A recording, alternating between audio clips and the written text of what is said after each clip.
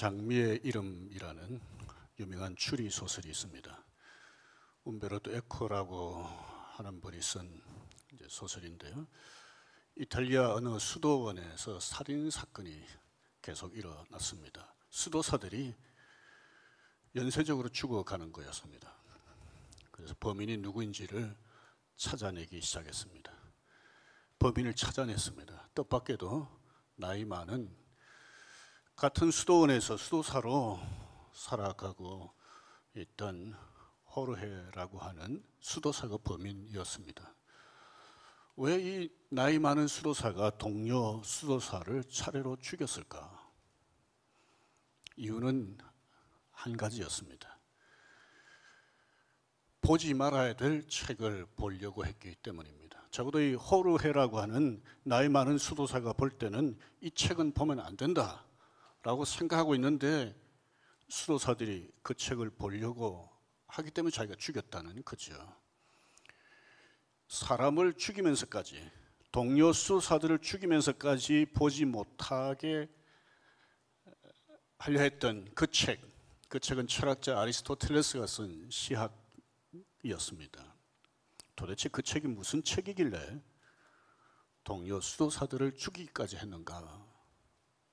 그 책에 이런 내용이 나오기 때문이라는 거였습니다.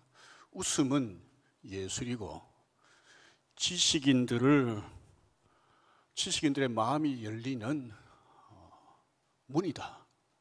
그러니까 이 책은 웃음을 굉장히 긍정적으로 묘사를 해놓았던 거죠. 근데 이 호르헤라고 하는 이 수도사는 수도원에서 수도하는, 적어도 그리스도를 닮아가려고 애쓰는 수도사들은 웃음하고는 멀리하고 좀 근엄하게 생활을 해야 되는데 이 웃음에 가까이 하려고 했기 때문에 이제 죽였다는 거죠. 우리가 보면 참 어이가 없는 일이잖아요. 창세기에 보면 하나님께서 세상을 창조하시는 과정에 매일 창조가 끝난 뒤에 어떻게 표현했습니까? 하나님 보시기에 좋았더라. 여섯째 날에 인간을 창조하시고 난 뒤에는 하나님의 감정을 어떻게 묘사했습니까? 하나님이 보시기에 심히 좋았더라. 호르헤라고 하는 이 수도사가 이런 하나님의 심히 좋아하셨던 창조물들을 보고 기뻐하셨던 이 하나님을 알았다면 동료 수도사들을 죽였을까? 이런 생각을 해보게 됩니다. 오늘 우리는 하나님을 아버지라고 부릅니다. 하나님께서 창조물들을 보시고 심히 기뻐하셨다면 우리도 이런 하나님을 좀 닮아야 되지 않겠습니까? 하나님처럼 하나님이 우리에게 주신 은혜들을 생각하면서 기뻐하고 그렇게 기쁨을 표현할 수 있지 않겠습니까? 그런데 오늘 여러분들 예배하러 오실 때 어떤 마음으로 오셨습니까? 그리고 어떤 표정으로 예배 자리에 참석하셨습니까? 여러분들은 보시지 못하지만 제가 이 설교할 때마다 이 페이지마다 윗부분에 단어 몇 가지를 써놓습니다. 늘은 아니지만 오늘 또 썼는데요. 그 중에 하나가 뭔지 아십니까? 스마일입니다. 제가 설교하러 이 앞에 나오면서 너무 이렇게 굳은 얼굴로 설교하지 말아야 되겠다. 저도 모르게 어떤 데는 얼굴이 굳어진다는 걸 이제 느끼기 때문에 그렇습니다. 물론 심각한 설교할 때 무슨 실실 웃으면서 이렇게 할 수는 없잖아요. 하지만 오늘 우리에게 정말 기쁨이 있다면 그게 겉으로 표정으로 좀 표현이 돼야 되지 않겠습니까? 그런데 오늘 말씀은 우리에게 좀 부담이 됩니다. 항상 기뻐하라. 쉬지 말고 기도하라. 범사에 감사하라. 이것이 우리를 향해 가지신 하나님의 뜻이다 라고 했습니다. 데살로니가 교회 성도들뿐만 아니라 오고 오는 그리스도인들, 그리고 저와 여러분들을 향해서 가지신 하나님의 뜻 중에 하나가 항상 기뻐하는 것이다 라는 것이죠. 항상 기뻐할 수 있을까? 이런 질문을 우리가 하지 않을 수가 없습니다. 하나님께서 항상 기뻐하라고 바울을 통해 말씀하셨는데 하나님이 우리에게 기뻐하라고 말씀하지 않으셔도 기뻐할 때가 있잖아요. 우리 송아리 자매는 결혼할 때 얼마나 기뻤습니까? 누가 기뻐하라고 소리 안 해도 사랑하는 사람과 결혼할 때 기쁩니다. 원하는 일이 이루어졌을 때 얼마나 기쁩니까? 자신의 모든 것을 쏟아부어서 사업을 시작했는데 사업이 잘 됩니다. 얼마나 기쁩니까? 그럼 기뻐하죠. 자녀들이 뭐 잘 돼요. 얼마나 기쁩니까? 이럴 때는 뭐 기뻐하라고 말하지 않아도 뭐 자연스레 기뻐합니다. 그런데 여기 항상 기뻐하라고 하는 이 말씀은 기쁠 때 기뻐하라는 뜻은 아니지 않겠습니까? 그렇다면 좀 전에 말씀드렸던 기뻐하라고 말하지 않아도 기뻐할 수 있는 그런 때 말고 그냥 일반적으로 보면 자연스럽게 기뻐하기 어려운 그런 때라도 기뻐하라는 뜻 아니겠습니까? 근데 어떻게 기쁘지도 않는데 기뻐할 수가 있겠습니까?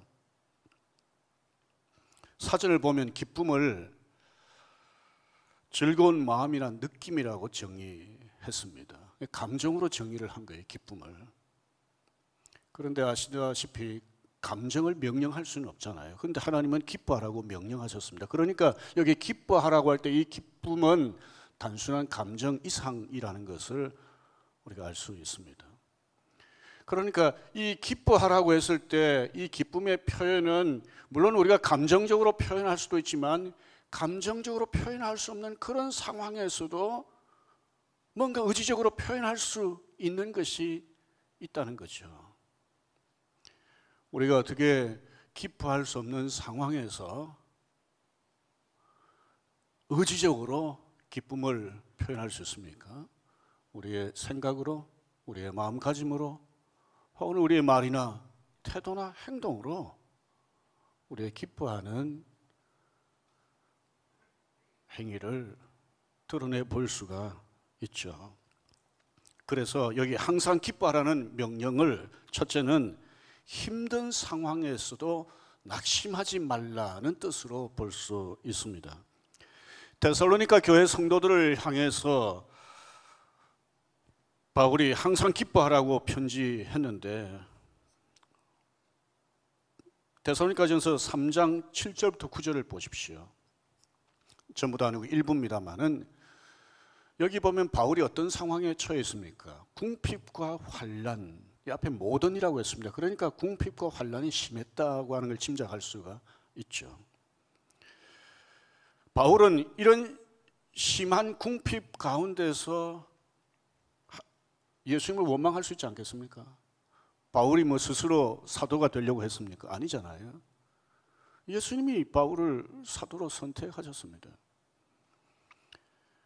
그래서 예수님 나를 사도로 선택하셨는데 왜 이렇게 궁핍한 가운데서 생활하게 하십니까?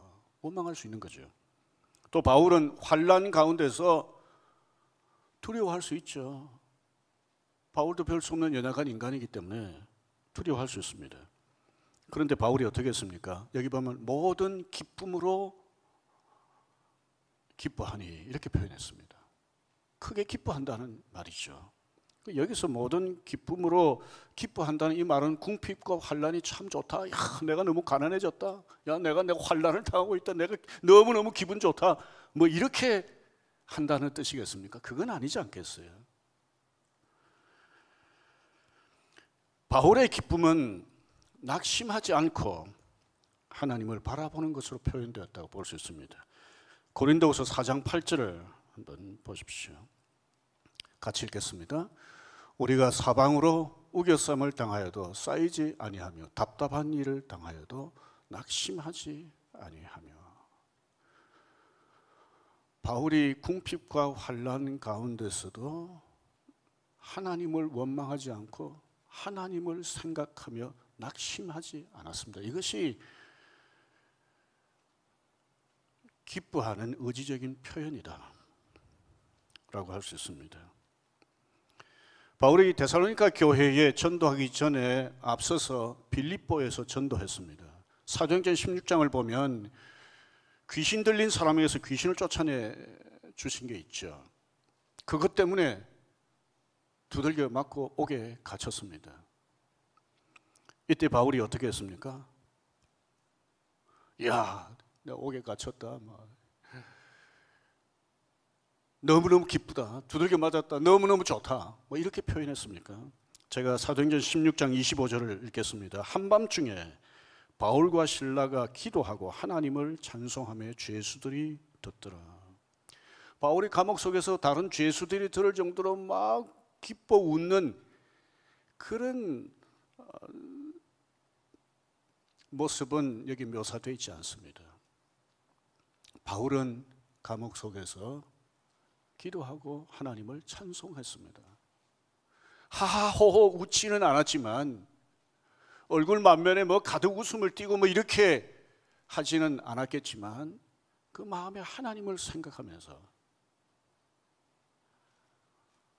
찬송한 것, 이것이 기뻐하는 행위라고 말할 수 있습니다. 힘든 상황에서 낙심하지 않고 하나님을 바라보는 것, 이것이 항상 기뻐하는 하나님의 사람의 한 모습이라고 할 수 있습니다. 저와 여러분들이 믿음으로 살지만은, 하나님의 자녀로 살지만 바울처럼 어려움을 당할 때가 있지 않습니까? 때로는 원하지 않는 힘든 환경, 때로는 만나기 싫은 사람도 만날 때가 있지 않습니까? 참 힘들죠. 그것보다 더 힘든 건 뭡니까?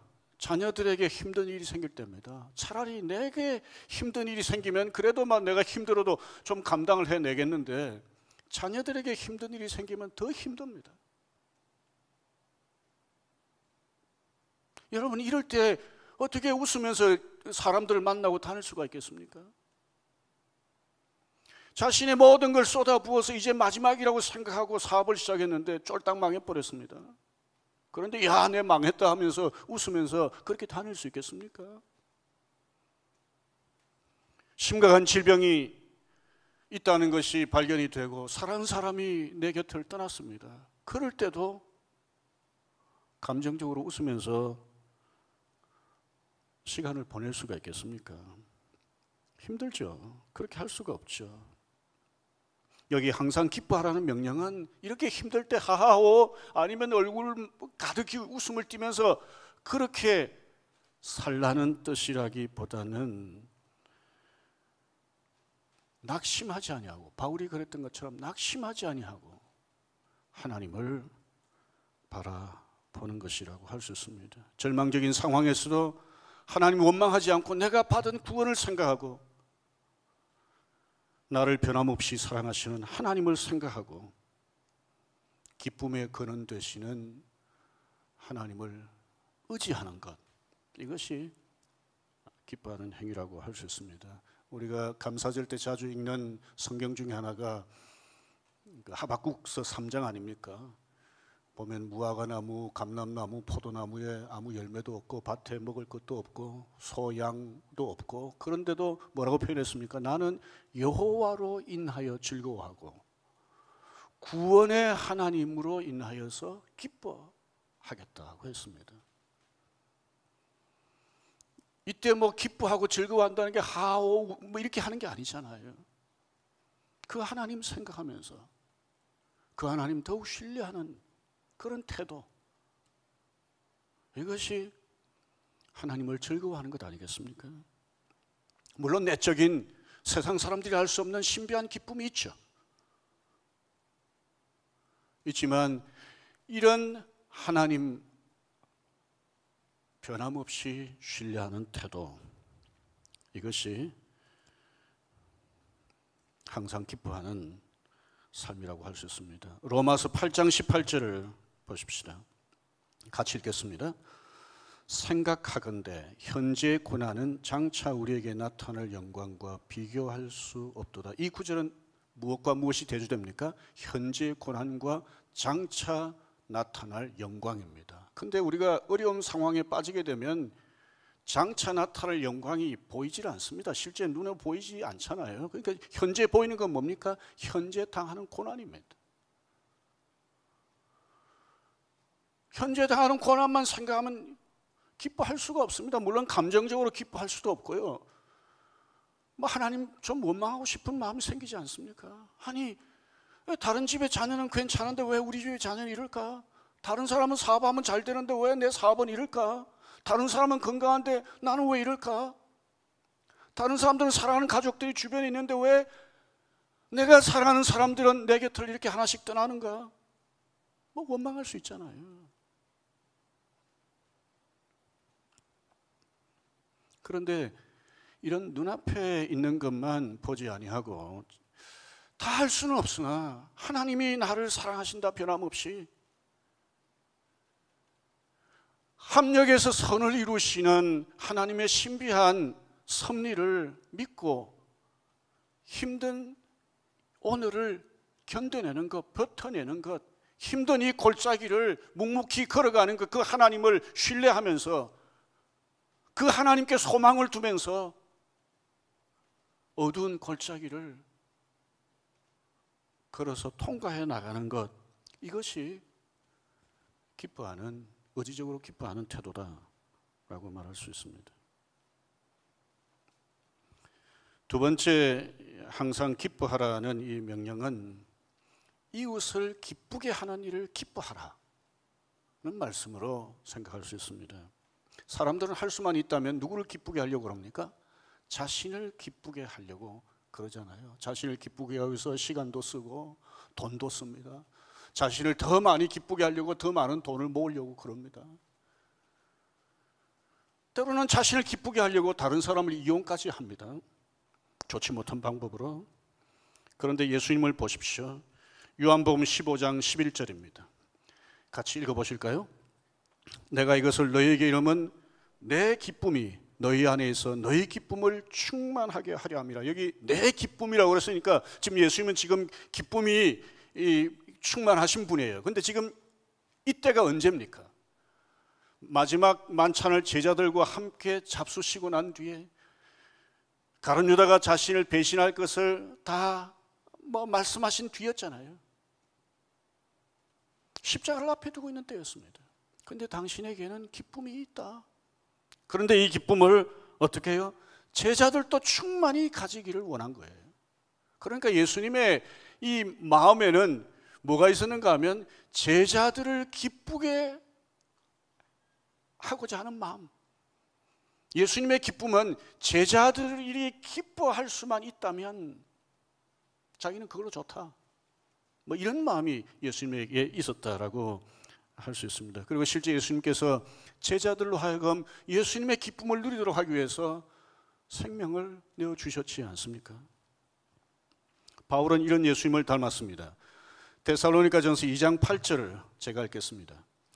우리가 이같이 너희를 사모하여 하나님의 복음뿐 아니라 우리의 목숨까지도 너희에게 주기를 기뻐하면 너희가 우리의 사랑하는 자 됨이라 그랬습니다. 아까도 우리 봤습니다만 이 데살로니가 전서를 기록할 때 바울은 환난과 궁핍이 심각한 가운데 있었습니다. 그런데도 바울의 마음에는 내가 그만둬야 되겠다. 이러다 나 죽겠다. 이렇게 생각한 게 아니라 어떻게 하면 데살로니가 교회 교인들을 행복하게 할까? 바울은 데살로니가 교회 교인들이 진정으로 하나님 앞에서 기쁨을 누리며 살아갈 수 있다면 자기는 됐다. 그것이 자기에게는 기쁨이다. 이런 식의 말씀입니다. 바울은 자신을 기쁘게 하기 위해서 데살로니가 교회 교인들을 이용한 게 아니라 데살로니가 교회 교인들이 기뻐하며 살 수 있도록 자기 자신을 주고자 했습니다. 데이비스 브룩스라고 하는 분이 쓴 두 번째 산이라고 하는 책을 얼마 전에 읽었습니다. 브룩스는 인생이란 두 개의 산을 오르는 것과 같다고 그렇게 표현했습니다. 첫 번째 산은 말하자면 자기 자신을 기쁘게 하는 삶이에요. 자기 자신을 기쁘게 하기 위해 가지고 열심히 공부하고 좋은 직장에 들어가고 돈 많이 모으고 명예를 얻고 권력을 얻고 이렇게 하면 자기 자신을 기쁘게 해요. 그러다가 이게 인생의 전부 다가 아니다. 이게 가치 있는 삶이 아니다. 그렇게 어느 계기에 깨닫고는 두 번째 산에 오르게 된다는 거죠. 그 두 번째 산이라고 하는 것은 첫 번째하고 다르게 다른 사람을 기쁘게 하는 삶. 첫 번째 자기 자신을 기쁘게 하려고 했지만, 기쁘게 하려고 뭐 이래저래 애를 쓰지만 거기서 진정한 기쁨이 있는 게 아니고 정말 이웃을 기쁘게 하려고 이타적인 삶을 살 때 진정한 기쁨을 누린다라고 하는 것이 이제 이 책의 아주 중요한 내용 중에 하나입니다. 여러분도 아마 해밍웨이를 잘 아실 겁니다. 전에도 한번 말씀드린 적이 있지만 이 해밍웨이는 자기 자신을 기쁘게 하려고 평생 애를 쓴 사람이었습니다. 어떻게 하면 자기 자신을 기쁘게 할까 하고 성적인 쾌락에 빠져들어보고 술과 마약에 좀 빠져들어보고 전쟁에 나가서 스릴을 한번 맛보기 위해서 애를 쓰고 아프리카에 가서 맹수 사냥도 해보고 스페인에 가서 투구도 한번 해보고 요트를 가지고 먼 바다에 가서 항해도 해보고 뭐 나름대로 자신을 기쁘게 하려고 애를 무진 썼습니다.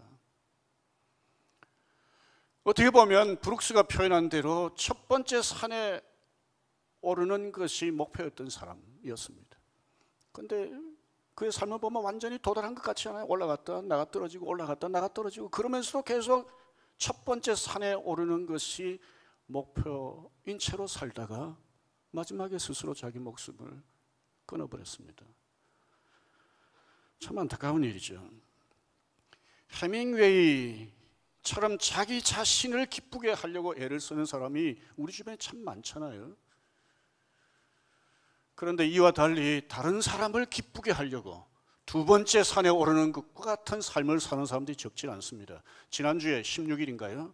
미국의 맥켄지 스콧이라고 하는 여성이 자기 재산 3조 원을 기부했습니다. 물론 뭐 가난한 사람들을 위한 거죠. 지난 3년 동안 이분이 기부한 액수가 9조 5천억 원입니다.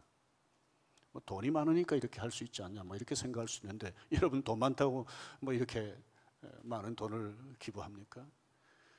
테드 터너라고 하는 분은 1년에 1조 2천억 원씩 유엔에다가 기부를 합니다. 유엔을 통해서 필요한 사람들을 위해 사용하도록 위해서요.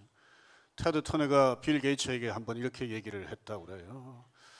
당신 그 많은 돈을 은행에 쌓아두는 건 참 불행한 일이다. 은행에 쌓아두지 말고 그 돈을 다른 사람을 위해서 사용하면 훨씬 삶이 풍성해진다. 이 말을 듣고 빌 게이츠가 그때부터 기부하기 시작했는데 한 20년 가까이 되는데 20년 가까이 36조 5천억 정도를 기부했다고 합니다. 이런 사람들은 우리하고 뭐 비교할 수 없는 엄청난 부자니까 뭐 몇 조, 몇 천억 뭐 이렇게 기부한 얘기를 합니다만은 돈이 많으면 많은 대로, 적으면 적은 대로 자기 자신만을 위해서 사용하지 않고 다른 사람을 위해서 사용하는 사람들이 있지 않습니까? 여러분 생각해 보십시오. 돈이 여러분들의 것입니까? 시간이 여러분들의 것입니까? 건강이 여러분들의 것입니까? 오늘 저와 여러분들이 지금 현재 뭐 손에 쥐고 있는 것 같이 느껴지지만 이게 내 거면 내 마음대로 할 수 있어야 되는데 이게 언제까지 내 마음대로 할 수 있습니까? 누가 그런 말을 하더라고요. 자기가 쓰지 않는 돈은 뭐 내 게 아니다. 그렇잖아요. 은행에 뭐 잔뜩 쌓아놓고 부동산으로 뭐 잔뜩 재산을 모아놓고 쓰지 않으면 내 것이 아니고요. 별로 사람들 유익하게 하지 못합니다. 제가 요즘 우리 사랑부 교사들 얘기를 듣습니다. 사랑부 교사들이 사랑부 못 모이니까 주중에 일부러 시간을 내 가지고 자기가 담임하고 있는 아이하고 함께 가서 식사도 하고 그 휠체어 밀고 서너 시간씩 공원에 산책도 하고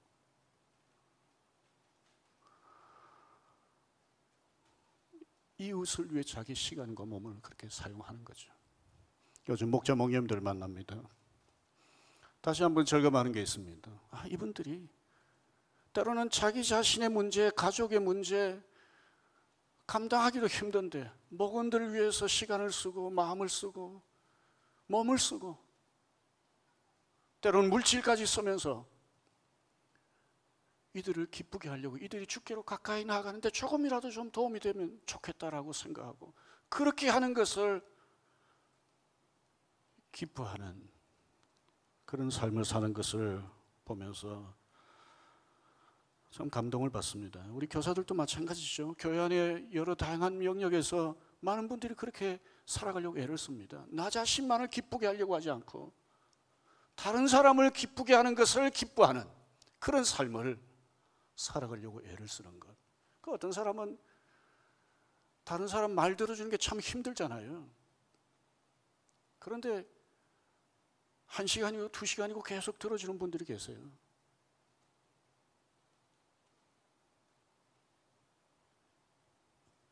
다른 사람을 기쁘게 하려고,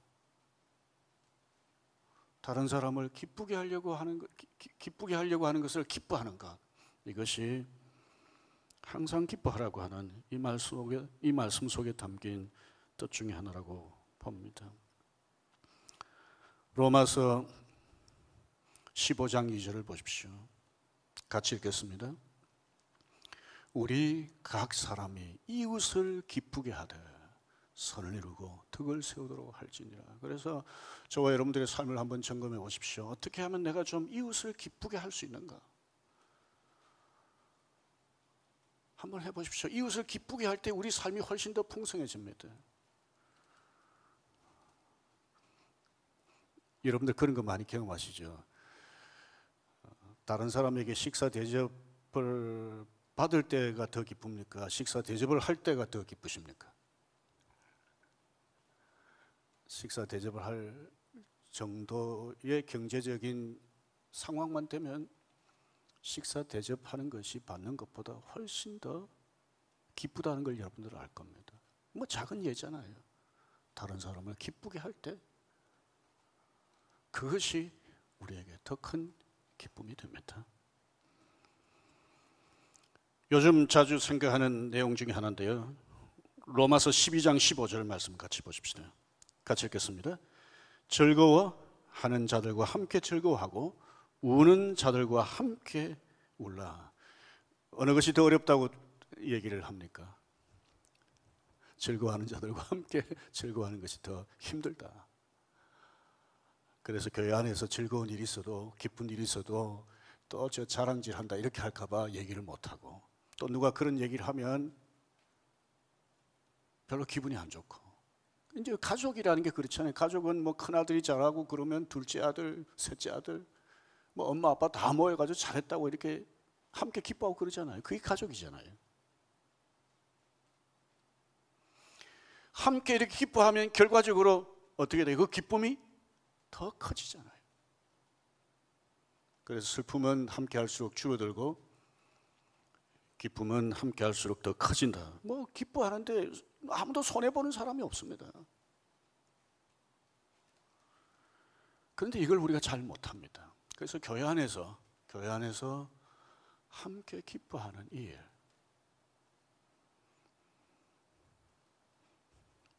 힘쓰는 저와 여러분들이 됐으면 좋겠습니다. 마지막 셋째입니다. 항상 기뻐하라고 하는 이 명령은 항상 하나님을 기쁘시게 하라. 또 다르게 표현하면 하나님을 기쁘시게 하는 것을 기뻐하는 삶이라고 말할 수 있습니다. 데살로니가전서 2장 4절에 보면 바울이 이렇게 말했습니다. 우리가 이와 같이 말함은 사람을 기쁘게 하려 함이 아니요 오직 우리 마음을 감찰하시는 하나님을 기쁘시게 하려 함이라. 하나님을 기쁘시게 해야 한다는 말씀이 성경에 참 많이 나옵니다. 어떻게 하면 하나님을 기쁘시게 할 수 있습니까? 하나님의 뜻대로 살면 됩니다. 하나님의 뜻 중에 하나가 오늘 우리가 읽은 항상 기뻐하라는 것이죠. 그래서 우리가 항상 기뻐하면 하나님을 기쁘시게 할 수 있습니다. 다른 것으로도 하나님을 기쁘시게 할 수 있지만 적어도 오늘 이 말씀을 생각하면서 하나님을 기쁘시게 하는 것을 기뻐하는 저와 여러분들의 삶이 됐으면 좋겠습니다. 첫째는 뭐였습니까? 둘 중에 하나 선택할 수 있는 거죠. 어려운 상황 가운데서 하나님을 원망하면서 낙심할 수 있습니다. 또 하나는 뭡니까? 어려운 상황 가운데서 하나님 원망하지 않고 낙심하지 않고 나를 사랑하신 그 하나님, 나에게 구원의 은혜를 베풀어 주신 그 하나님, 그 하나님을 신뢰하는 것, 의지하는 것, 이렇게 하면 하나님 기뻐하시지 않겠습니까?